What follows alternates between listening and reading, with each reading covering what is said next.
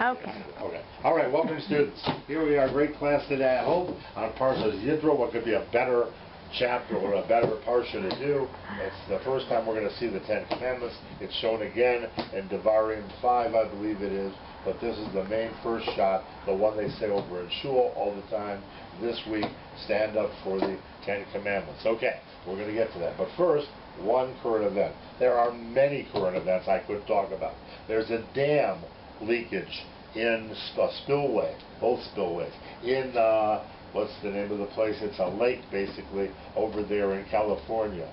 Now I don't remember the name of it, doesn't matter. It is in the Torah, except for not the part about the name of the place.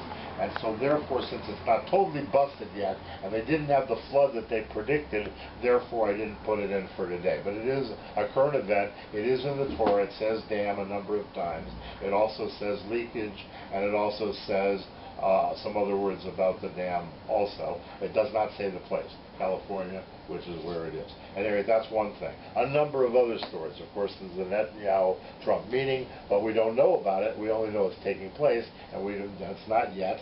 And we also don't know what they're going to say at the meeting, and I didn't look up that at all. But the main one that I want to talk about is the Trump cabinet member, Michael Flynn, quit. He just quit the other day. Right? Big, big news. He's gone now. This was his choice for the National Security Advisor, a very big post.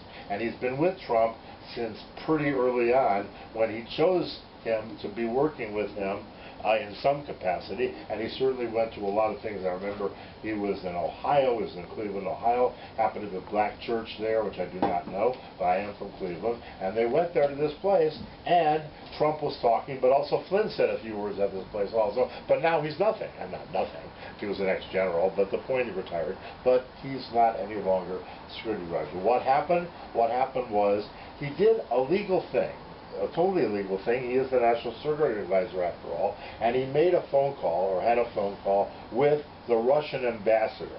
Since he's in that capacity, he can certainly, is totally legally, I know all about the story, so if you have any other information, believe me, I've read all the reports that I could. And he legally met, well not met, but talked to this person. And it wasn't when he was going to be National Security Advisor, but not yet until Trump actually gets inaugurated. Trump was inaugurated on the 20th of January. He called this person back in earlier January or late December. Why did he talk to this person? Because of the fact that the former president, Obama, was putting sanctions on Russia. There's nothing wrong with that. And he wanted to talk to him about the extent of the sanctions or what Trump might do about it when he becomes president, since he's going to work under Trump. And he wanted to let him know, the ambassador, that Russia, whatever, maybe the sanctions will be lifted, who in the future, who knows. But the point is that the CIA, sorry, not CIA, the FBI was wiretapping, which they're allowed to do also, the Russian ambassador to make sure he's not going to do collusion or whatever in the United States. And also, they found out that Flynn, Michael Flynn, this retired general, going to be the National Security Advisor in the future, that he was talking to him.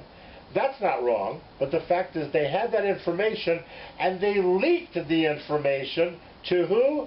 To the press, the mainstream media. And that is not maybe against the law, but the point is they did, and that's the FBI, who supposedly is the law, right?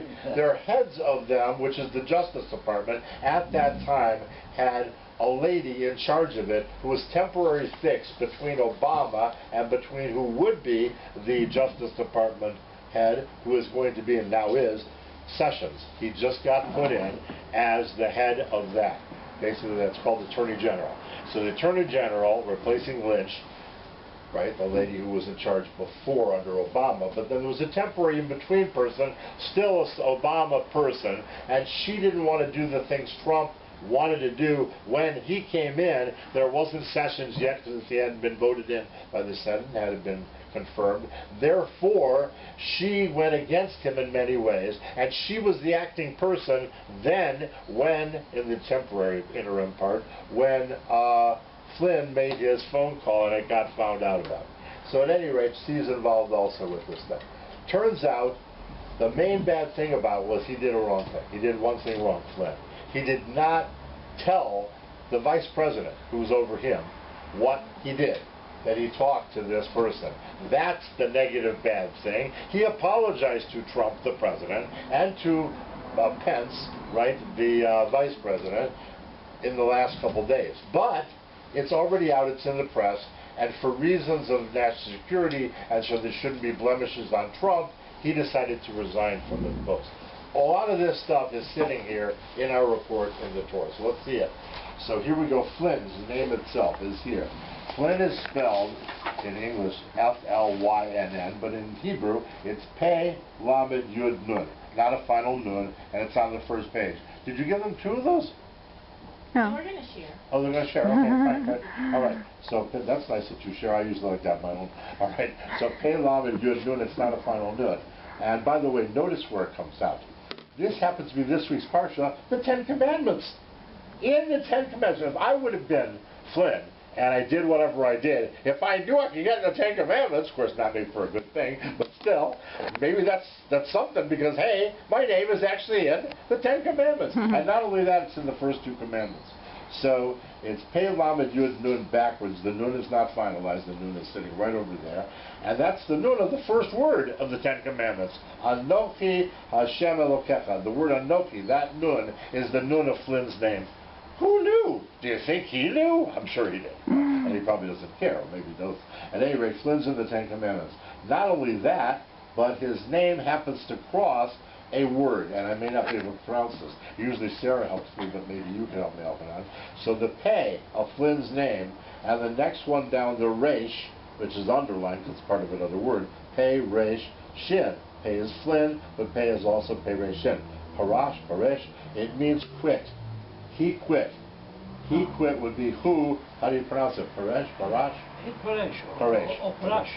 okay. Who Parash or who Paresh. At any rate, that's he quit. So he quit is there. Right there with the Pei of Flynn, because Flynn's the one who quit. Okay, he quit. At any rate, there's more. What more is there? So we also have this word. This is an amazing word. We have the word tzitut. Tzitut, with a tzadi. And that tzadi is also in the Ten Commandments, right over there at the beginning. Actually, all this stuff is Ten Commandments. Also sitting in the first commandment, it's in the word me'eretz. So that tzadi, it's a final tzadi, but that's where we're starting our word. So tzadi, yud, usually would have tav, vav, tav, okay, but this time it really only has tzadi, yud, tav, tav. These are dotted underlines. Dotted underline, four of the letters. We don't have the vav because we don't need it. Between the tavs, you can always make an oo sound of oot, right, by putting the dots beneath, right? So therefore, tzitut can be found. Tzitut means wiretap. Wiretap. Wiretap is here. It doesn't cross the other words, but it's here. Hi. Hi, Herman. How you doing? We're just in the beginning. We've got a great thing about Michael Flynn, the National Security Advisor under Trump, has just resigned. So that's our first story. Our first story. All right. Thank you for coming out in this bad weather, but I guess it's not raining so much now. But I think it was really coming down pretty good. About bad weather, it rained on Tu B'Shvat. After Tu B'Shvat means. Because maybe Tam, right. we plant and we get the irrigation at the same time. Baruch Hashem. All right, very good. Let's go. Okay, let's go on. So we've got tzitut without the vav. Wiretap, why would that be here? Because that's what got him in trouble. Because they wiretapped this Russian ambassador. He didn't know they were being, maybe he should have known. Actually, there's nothing wrong with this conversation. He didn't say secret plans to the Russians or anything like that. He talked a normal conversation. It's all well known. You know, basically for them what he said. The problem is he didn't run it through Mike Pence. He didn't run it through Pence, who is the vice president, and he should have done that. That was his only thing, and the fact that the press got hold of it, how did they get hold of it? Well, they wouldn't have known about it, except the FBI told them. So there's one more thing.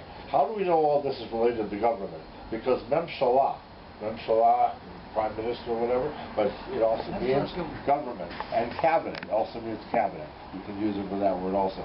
So mem backwards code, double underline on the bottom of the page. Mem shin valid hey is also mem shalah, government stuff. That's what this is about. There's more ongoing stuff about it because there's been more problems because of it. Maybe there's crimes involved because of what the FBI did. I don't know. Trump himself hasn't said anything publicly yet that we know of. He tweeted that this is not good. Also, he tweeted the leaking was not good, and that's the thing he's concerned with. The press has been talking about this for the last 2 days. It's been a big story. Let's go on.